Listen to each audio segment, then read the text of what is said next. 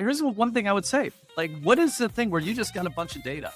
Put a bunch of invoices. Just put your, like, literally just drop a file that you have from QuickBooks into an AI and just say, hey, can you make sense of this for me? Am I managing my inventory levels? Like, be my CFO and just tell me what I can do. You could drop in a CSV file or an Excel file or a PDF or what have you, and just start asking it questions like that. And it will go through a similar process. And you can do this whether you have a finance person at your company or not. Frankly, if you're the finance person at the company, this might be the first thing you should personally do when you have all this data. Just start querying the AI and say, hey, what might I be missing here? What trends do you see in this data? AI is great at pattern matching, at being able to connect something over here with something that's over here. And it's just about asking questions again and again and again.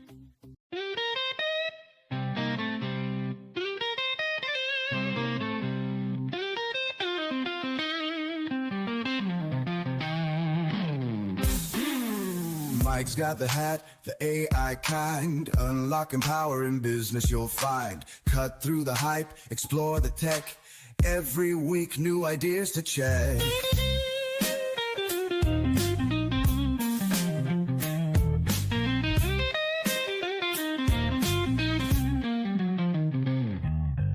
Allton leads us on a digital quest. AI secrets he'll always invest. Tune in tight, don't miss a beat.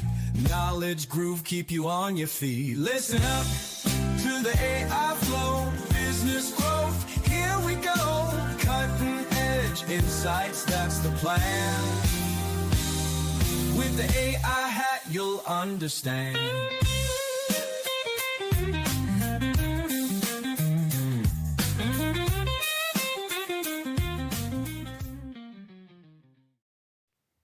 Greetings, program. Welcome back to the AI Hat podcast, where I selfishly use this time to pick the brains of experts harnessing the power of AI across all areas of business, from streamlining operations and boosting productivity to gaining a competitive edge and driving explosive growth.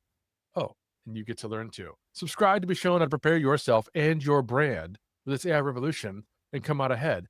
Now, are you spending hours trying to figure out how to make AI work for your business? Well, these bigger companies seem to got it all figured out. What if you could learn how one of the world's most innovative companies actually implements AI and discover how to scale those same strategies in your business without the enterprise budget? The truth is, most small businesses are drowning in AI tools and possibilities, unsure which strategies actually drive results and which are just burning time and money. They're stuck watching larger companies pull ahead while trying to piece together a working AI strategy. But today, we're going to change that. I am thrilled to welcome Michael Todasco, former director of innovation at PayPal, where he managed over 100 patents and drove innovation initiatives that transform how one of fintech's biggest players leverages AI. Now, Michael spends his time helping businesses of all sizes implement practical AI solutions that drive real results. He's going to share the strategies that actually work. No fluff, no complexity, just proven approaches you can implement starting today. Hey, Michael, welcome to the show. Well, Mike, thanks for having me. I'm excited to have this conversation. My pleasure. Now, before we dive into these strategies, what do you think is the biggest misconception that you see small businesses have about implementing AI effectively? I think, Mike, you summed it up really well, actually, in the beginning. The fact that, like, oh, this is just for the big companies. 10 years ago, that was true, but it is not today. When I was at PayPal, we had an army of machine learning / AI engineers that were getting paid hundreds of thousands of dollars that were able to do all of these amazing things. The thing is, with generative AI, with where we're at today, you have access for $20 a month to the most powerful AI tools that, frankly, man has ever created. And that is an amazing equalizer. Well, where it used to just be the big companies who had people building these things were only able to do this, you have these tools today. And like, that is like one of the most wonderful and the most exciting things for small businesses in this wave of AI that we're seeing right now. And what's cool is what Sam Altman has said is that the tools today are the worst they'll ever be. Yeah. They're only getting bigger, faster, better, cheaper, so on. So let's talk about PayPal, because when you were there, you managed, I said, over 100 patents. Yeah. Many of them involving AI. would you say are some of the key principles that guided your AI implementation there, some of which like would translate to a small business owner? Oh, good question. So I would say PayPal, we were using AI and machine learning tools because we were forced into it. That's the honest question, the honest answer to that. Because at a company like PayPal, if if PayPal, especially in the early days, if PayPal was ever hacked, and it was constantly trying to be hacked. Because think about it, it's millions Yeah. and millions of credit card numbers and credentials and all this other stuff in there. It's a pretty prime target to actually break into it. And you cannot just use traditional computing systems to keep away the bad guys. We built a pretty heavy security and risk AI function over the years to manage so nobody breaks in, so that the fraud is under control and all that other kind of stuff. And we did this for a long time, and we learned and we iterated again and again and again. And the one thing I will say is, at least when I was there, I left in 2022. PayPal was never good at using AI and all the other stuff, though. It was just where it was mission critical is where it found the opportunity. And again, if I'm to bring that parallel into the small business world, I would look at whatever it is, the Claude or ChatGPT or DeepSeek, or I don't care what model you're using or talking about, but just ask yourself, like, what are the big pain points that I have in my business? Is it dealing with lawyers? Is it doing planning or something like that? Maybe it's planning schedules or whatever it might be. I would look at my biggest pain points and then look at ways to be able to use AI for that. That's what PayPal did for years, is what every other big company does, is puts the biggest, most effective tools at the biggest problems that you have. That's the exact same thing that small business owners need to do. Can you think through one of those examples and walk us through how you used AI at PayPal specifically and how that might relate to or a problem that maybe that you solved at PayPal and how that might relate to a small business owner that's maybe going through obviously not the same problem with scope, but a similar problem that they can relate to? Yeah. So one of the AI examples that we often gave at PayPal, and this was actually part of kind of the sales script. We had this amazing innovation center, and we brought customers in there. We got to walk through this, and it was walking somebody through a transaction. It was done on this big screen. You could see the whole map of the world, and somebody's trying to buy boots from a retailer in Texas, but they happen to be they're based in New York, but it's being shipped to California. And this is being done from an IP address in Tokyo and all this other kind of stuff. And it would be impossible for any human to be able to like make all those connections and to frankly do that in the amount of time that would be allotted for a person to actually say that, yeah, this is a legitimate transaction. Because a lot of what like your credit card companies, PayPal or Stripe or Square or anything like that, a lot of what they're doing is just making sure that you are you. And that's why sometimes you put a transaction through, like, why is my credit card not allowing this? Well, you're doing something outside the scope of what you normally do. So they Mhm. think it could be fraud. And so companies like that use AI tools to determine, well, what might be going on? Are there other things in that story? And in that story we used to tell, we would often say like, oh, well, your IP address moved. We know this IP address was related to an airport IP address. And then 12 hours later, we see that you at another airport IP address in Tokyo. We know that there's a holiday coming up. You have bought and shipped other things on this holiday, yada, yada, yada. It turns out it's Father's Day. You're traveling for business and you're getting something shipped. That's not something a human being would be able to pull together and do that in 500 milliseconds or something like that when you Right. would take PayPal models. So with that, okay, well, I'm not doing that, Mike. Like that, my business doesn't have that. Here's one thing I would say. Like, what is the thing where you just got a bunch of data? Put a bunch of invoices. Just put your, like, literally just drop a file that you have from QuickBooks into an AI and just say, hey, can you make sense of this for me? Am I managing my inventory levels? Like, be my CFO and just tell me what I can do. And you could do this, like, all of these models are multimodal now, which means it's not just text. You could drop in a CSV file or an Excel file or a PDF or what have you. and just start asking it questions like that. And it will go through a similar process. And you can do this whether you have a finance person at your company or not. Frankly, if you're the finance person at the company, this might be the first thing you should personally do when you have all this data. Just start querying the AI and say, hey, might I be missing here? What trends do you see in this data? AI is great at pattern matching, at being able to connect something over here with something that's over here. And it's just about asking questions again and again and again. And you do that for 10, 15 minutes with an AI, and you might start to uncover things about your own business that you never realized before. And that's where the real value is going to start to come in, because it's going to then start to learn this about your business. You're going to see your business in a different way. And then you can just keep building on that. So it'll help you better manage your finances, your business, or whatever it is that you're struggling with at any given time. I love that example of what a CFO might do, or any business owner, right? Who maybe they don't have a CFO, but they want the AI to act as a CFO. That's a very core operational thing that businesses need to be able to do. They need to be able to understand their finances and inventory trends and that sort of thing.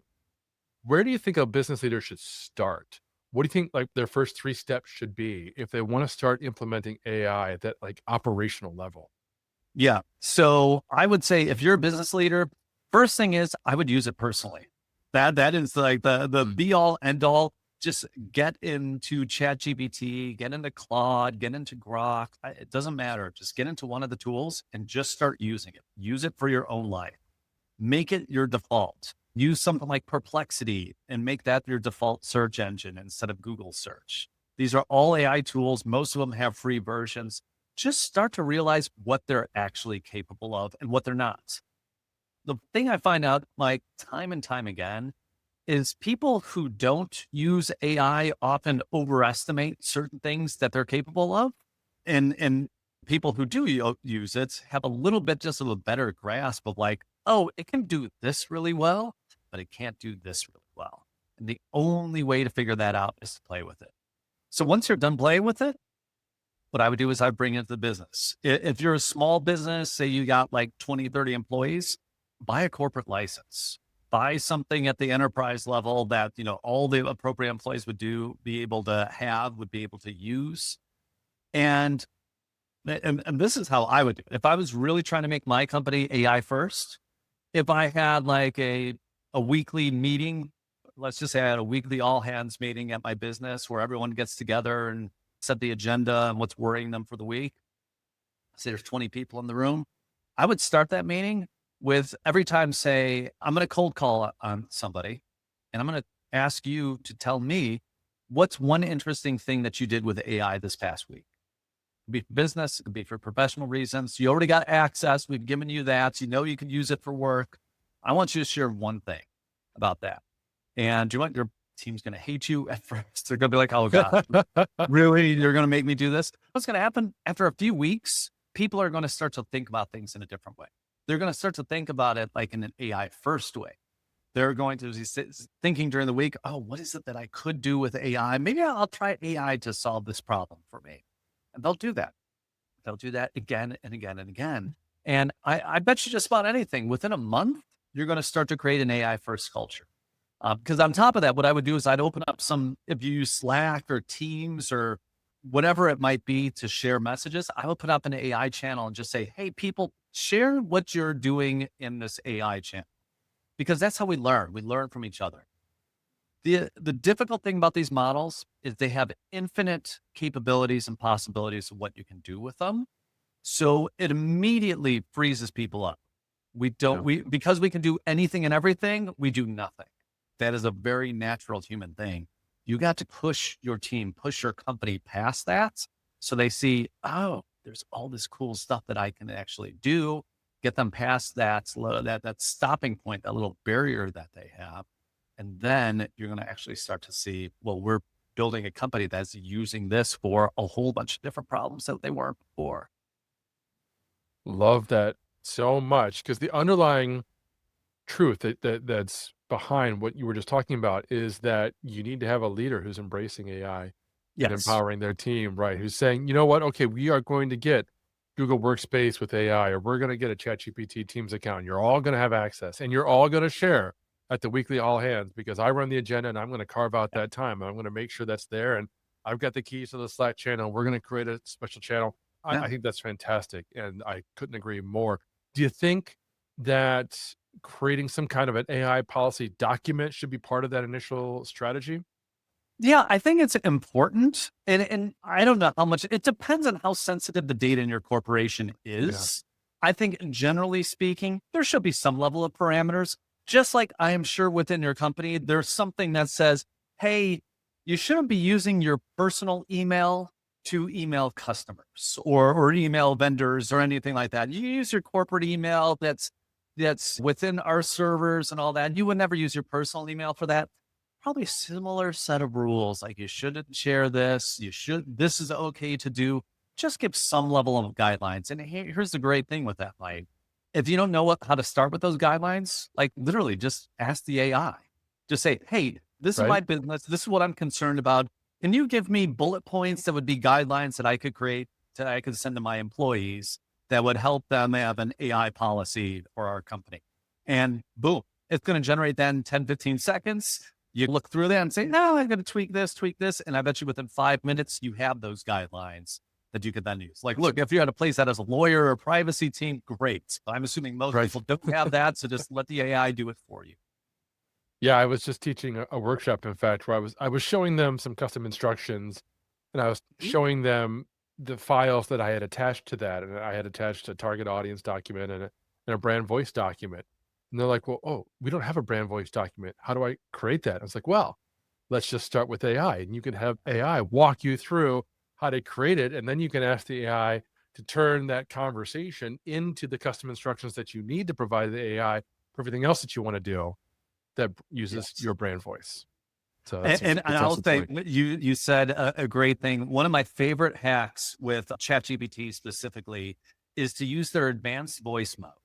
And this is just a very natural, very conversational thing you can have. You could actually say to ChatGPT advanced voice mode, hey, here's my company. I want you to actually interview me about this and just ask me a bunch of questions for that. And you could talk to it just in your own natural language without even typing. And then at the end of it, you say, okay, if you're done with questions, can you actually summarize this in something that I can make into a document? And then it'll just take the interview that it did over the last 20 minutes or whatever, and put that into a real document. For somebody who, like, I've started writing books that way. I use the audio features. We use it with my kids in the car when we're driving to school to quiz them on a test that they have coming up. Any of those kind of things, like that is a killer feature that people do not use enough.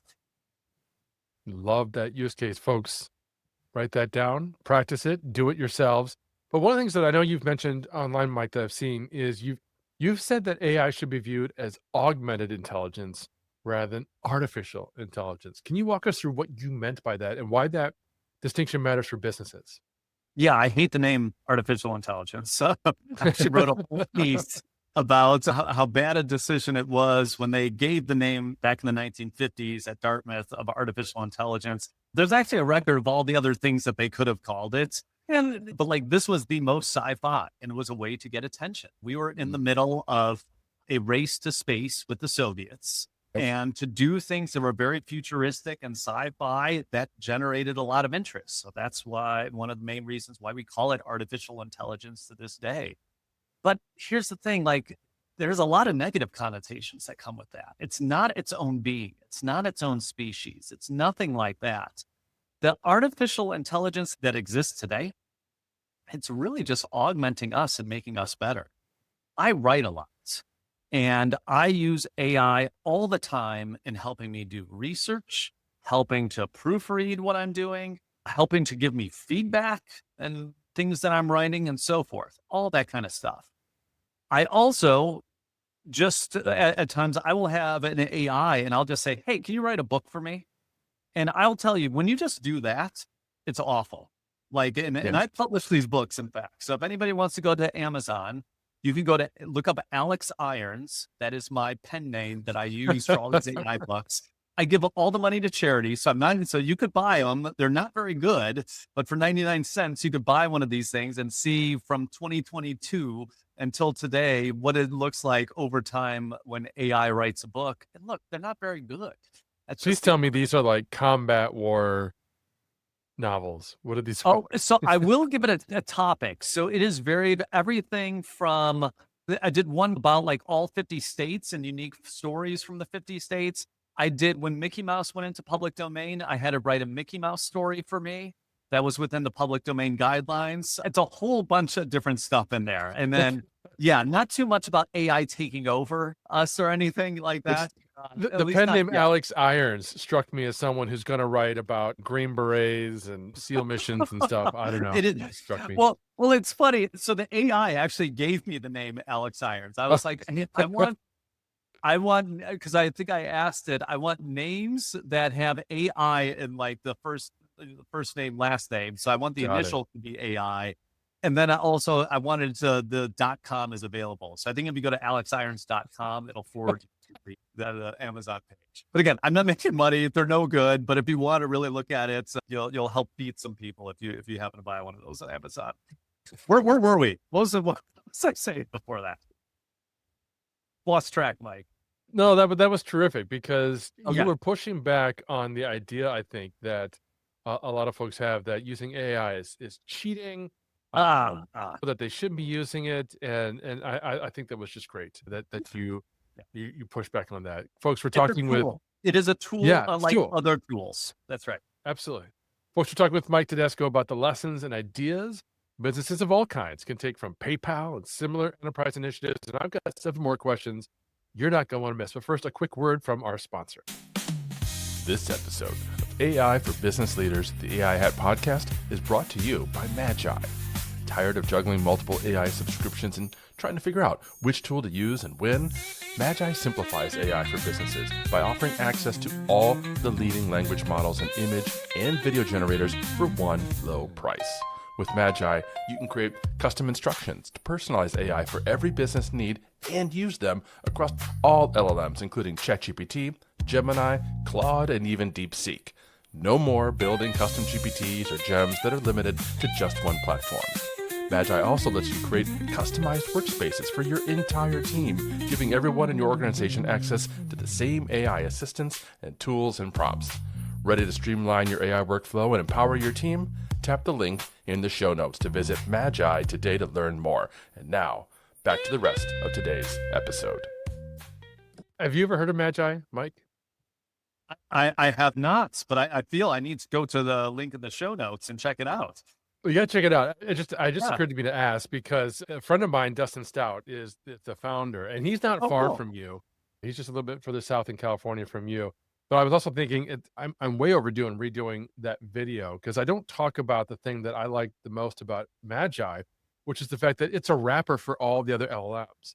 So using Magai, you could access ChatGPT, Gemini, Claude, Llama. Now you can access DeepSeek. He's got them all in there at the paid level, but you only have to pay Magai one $20 a month fee rather than paying all these other ones, right? And you still get the custom instructions and everything. So it's a super fantastic tool. That's great. Definitely check it out. But it answers that probing question that a lot of businesses have is, well, which one am I supposed to use?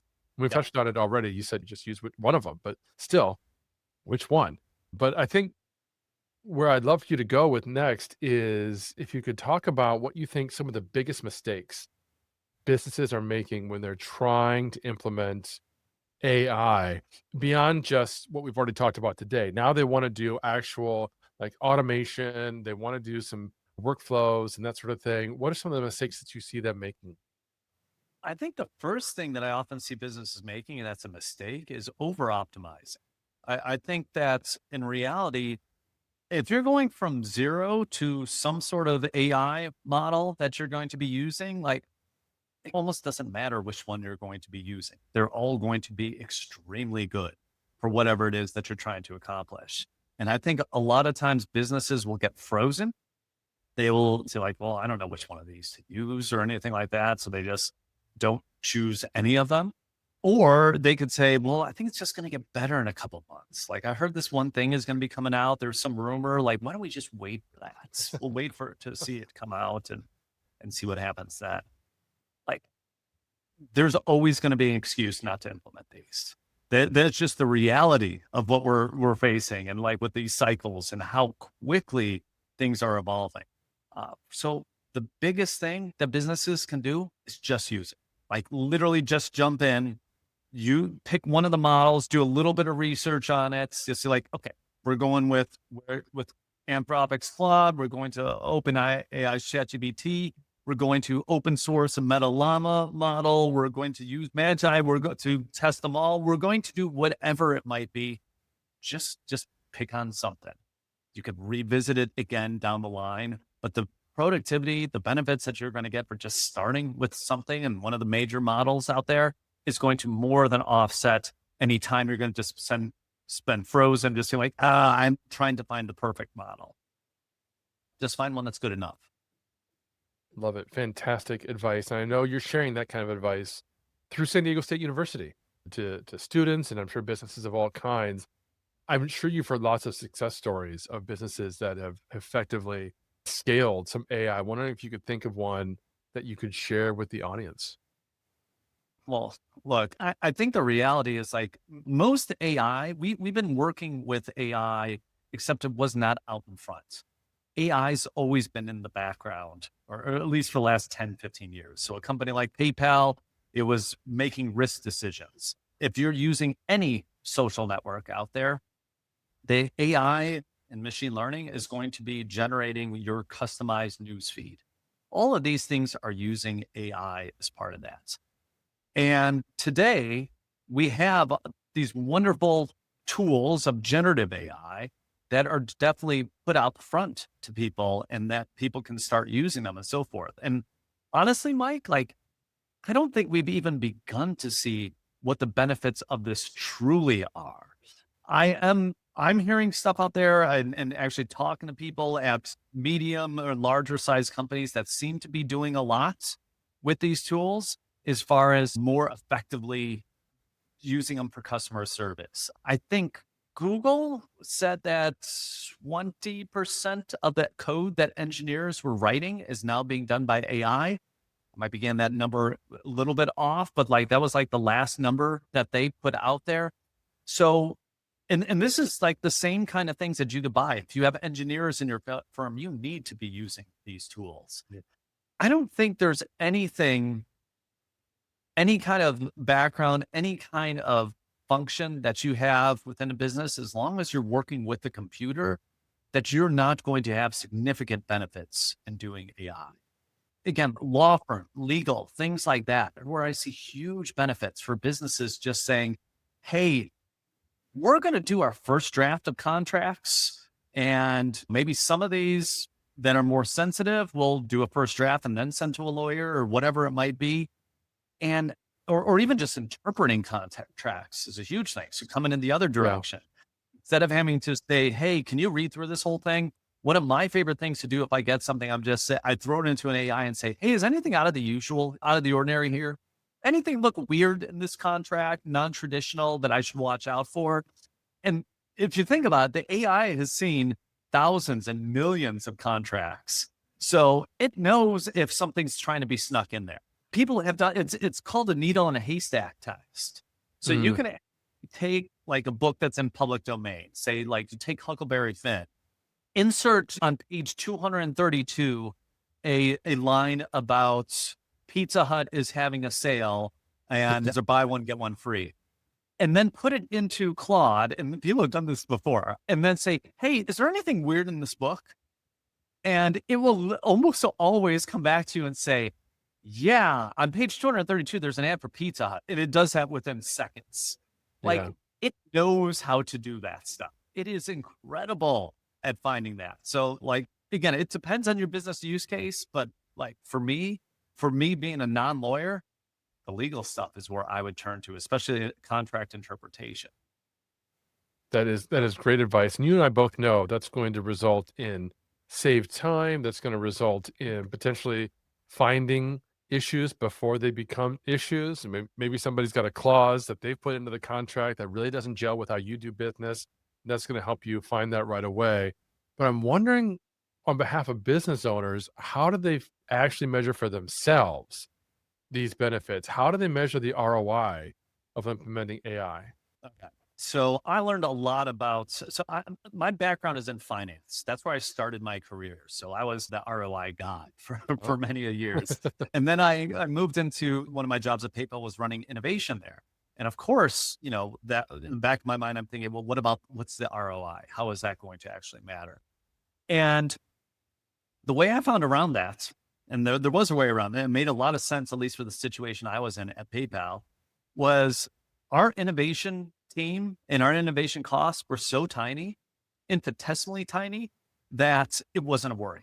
It wasn't a concern. Hmm. It was just a simple rounding error with something like that. So everyone left us alone. They knew we were like, it was like sometimes sometimes me and one or two people or whatever, but we kept it tight. We kept it lean. And that was part of what we wanted to spur and inspire in the company. Like, hey, you don't need a whole bunch of money to be thrown at you. So if I'm a small business owner and I'm thinking about AI and these tools, all I would do to start is I would say, do you want, we're not even going to worry about ROI for 6 months, for 12 months. We are going to spend $20 a month. And that's generally as much as this costs to get ChatGPT, Claude, whatever it is. Again, the tool doesn't actually matter. It's just like the fact that you're using it matters. And we're going to revisit that after 6 months. So keep the cost low in the beginning. The last thing you want to do is say like, well, we're going to do the $200 a month plan and we're going to do this, and that. Like, no. $20 a month. That is going to get you everything you are going to need to get started. 6 months from now, I think it's worthwhile to take a look back and see how have your workflows changed? Are you using less legal costs? Are you giving better service to your customers? Are your employees able to work less overtime? Whatever it might be, like that's important to you for that. But give it 6 months to do that because it's going to take a while. And if you're finding after 6 months, I think this AI is adding no value and like no one's actually using it. And despite what Mike told me in the beginning of, hey, let's make this an AI first company, then do you know what? Then I guess you probably shouldn't do it. I think that's the honest answer to that. I think more likely what you're going to find out is that people are going to be using it and you're going to then be able to make a decision. Okay, should we do a couple other things? Like it works real well here, but man, it would be amazing if we had agents and could do this and so forth. But honestly, I would not get into any of that kind of stuff until at least like the 6 month mark of just working with the traditional systems that are already super low cost. If you can afford $20 per head, you should be able to afford that no matter what your business is. And again, look at it as an investment. And if a few months that there isn't value, then you can reconsider it. That is such smart advice. I appreciate you sharing that. And I wonder if you could just, for our last question, just kind of look ahead and say what AI emerging trends you're seeing. Like you've talked about agents. We haven't really talked about operator. I'll preface this by saying on this particular show, we don't often get into the latest and greatest things, and we avoid it as much as we can. But that said, it is Yeah. unavoidable to talk about specific AI models and that sort of thing. But again, just what's coming, do you think that small business leaders in particular should be thinking about? So the last week, I will touch on the two things that you mentioned. So Yeah. DeepSeek and Operator came out. DeepSeek is a Chinese model that had been launched and it is extremely low cost. It is also Chinese model. So there's a lot of censorship and so forth that it is part of it. So like realize that, don't be surprised when you see that, but it is much lower cost. I think DeepSeek is not as special as frankly, the methods that were used to make DeepSeek are going to lead to much lower costs for these models going forward and frankly, much higher performance. And that's the most exciting takeaway for most folks. Operator is OpenAI's first chatbot. And so I'm actually writing a piece that I'm going to release in the next day or so. That should be live by the time folks are watching this about like my first week using Operator. And I will say, and so Operator, you have to spend the $200 a month for the pro subscription with ChatGPT. I've been using it and I am so disappointed. I couldn't tell you how disappointed I am with it. Like, I've used other agent stuff. It's pretty useless. It's actually shocking to me that they released this. I was struggling with it and I said, hey, operator, what should I actually do with you? And I literally and I was like, oh, I'm really good with travel. And I'm like, cool. Tell me, like, in June, a family 4, we're going to want to travel somewhere to Europe. Give me some prices, like for direct flight from San Francisco to Europe. Something like that is what I gave it. It went back and it thought for 24 minutes. I'm not making this up. Like, this is my article. It went back, thought for 24 minutes. Again, no problem. AI goes to work for 24 minutes. And it comes back to me and says, I couldn't find any flights for you going from San Francisco to Europe in June, but here's a flight going from Orlando to San Francisco over the timeline that you require. And I was like, wow, I swear to God, like, and that was, and this is after other frustrating stuff. I'm like, are you kidding me? It took 24 minutes to give me like a totally useless thing. Like, it's half baked. To my friends at OpenAI, I just asked, like, what are you doing right now? Like this should not have been released, at least at the $200 tier. Maybe it could have been free for people to test it, but like, oh man. But that said, where are we going? Against your original question, Mike, these things are going to work. Operator isn't going to be always this bad. There's going to be other agent type software that will be able to spend 25 minutes and actually give me a killer itinerary and saying, hey, we found this one flight and we also found this flight and it uses miles to do that. And we know you have a bunch of United miles or whatever it might be, and doing that and that and that. That's the kind of stuff that's exciting. So I think we are going to see cheaper models. DeepSeek is an example of that. We are going to see more agents in our work lives and our personal lives where these things can run autonomously in the background and they could like work to some sort of task.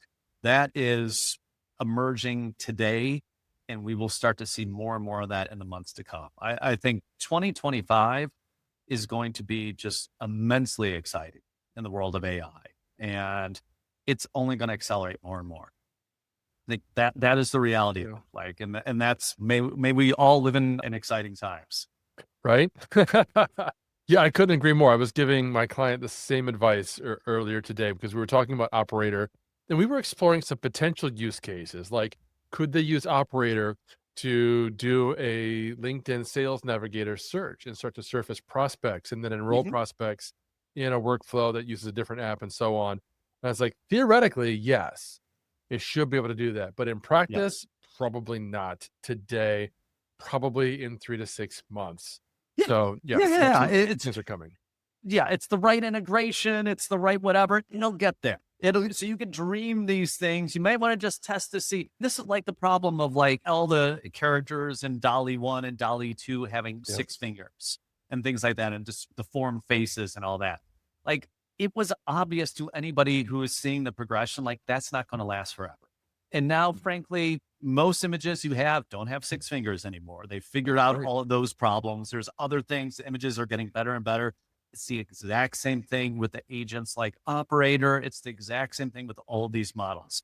What is true today and any of its shortcomings is very likely not going to be true tomorrow. And the only way to find out is frankly just for you to use these models and just to keep testing and seeing what they're capable of. Could not agree more. Mike, you have been fantastic. This has been such an interesting deep dive and comparison to what PayPal had been done and your lessons from PayPal, which is fantastic. So I appreciate you sharing that with us. For folks who want to learn more about you or how you can potentially help them, where should they go? Yeah, I think just my LinkedIn is the best place. Just Mike Todasco on LinkedIn. You can find me there. I have a little newsletter where I try and explain AI stuff to common folk like myself. And so if you're into that, you can sign up. It's all free and everything on there. And happy to answer any questions that you have if people want to just DM me there as well. Terrific. On behalf of the common folk, thank you, Mike. We will have the links to everything we talked about in today's show notes, as we always do. That's all the time we've got for today, friends. But remember, if this is your first foray in the world of AI in business, I've got the perfect resource for you in the show notes below, the AI Primer, designed to quickly get you up to speed on the terms, the tactics, and the underlying technology that's powering this AI revolution. Check it out, and I'll see you in our next episode. Welcome to the Grid. That's a wrap on another episode of the AI Hat Podcast. I hope you gained some valuable insights and actionable strategies to boost your business with AI. If you enjoyed the show, please subscribe, leave a review, and share it with your network. And don't forget to visit theaihat.com for more resources and to connect with me. Until next time, keep innovating, and remember, the future of business is human and it's powered by AI.